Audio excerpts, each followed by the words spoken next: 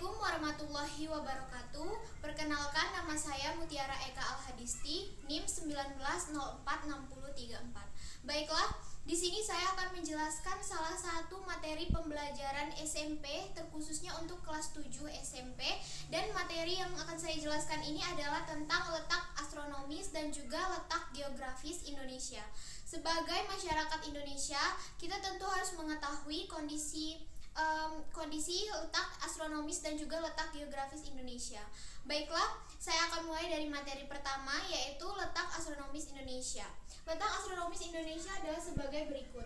Indonesia terletak antara 6 derajat lintang utara sampai dengan 11 derajat lintang selatan dan 95 derajat bujur timur sampai dengan 141 derajat bujur timur. Jika ingin dilihat lebih jelas bagaimana bentuk garis lintang dan juga garis bujur, dapat dilihat pada atlas ataupun media-media lainnya.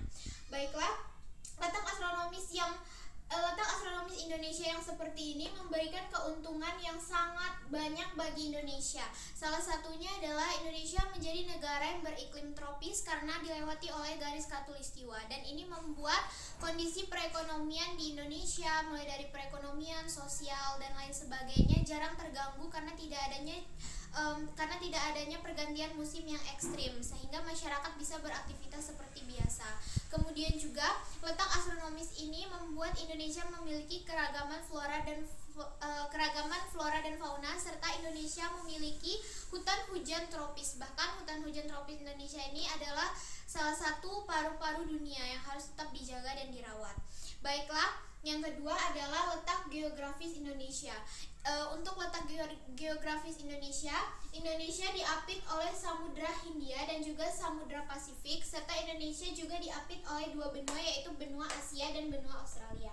Letak geografis Indonesia ini juga memberikan banyak manfaat untuk masyarakat Indonesia sendiri, seperti letak geografis Indonesia yang seperti ini membuat Indonesia berada di posisi silang, sehingga banyaknya perdagangan dan hal-hal yang lain sebagainya harus melewati wilayah Indonesia. Sepertinya contohnya saja, misalnya banyaknya kapal-kapal asing atau kapal-kapal asing yang datang berkunjung ke wilayah Indonesia, ke pelabuhan Indonesia, karena strategisnya letak Indonesia ini gitu. Jadi sebelum mereka mengunjungi suatu wilayah, mereka bisa singgah di Indonesia untuk beristirahat atau mungkin juga menjual dan mengimpor barang-barang mereka. Begitupun dengan Indonesia.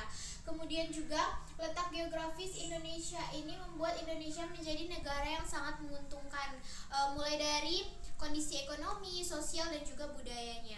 Karena letaknya yang strategis, Indonesia juga memiliki banyak ragam kebudayaan. Karena banyak budaya yang masuk dari negara-negara lain ke Indonesia dan terjadi akulturasi di Indonesia, membuat wilayah Indonesia ini menjadi wilayah dengan keanekaragaman yang sangat banyak, dan itu membuat identitas nasional Indonesia semakin kaya.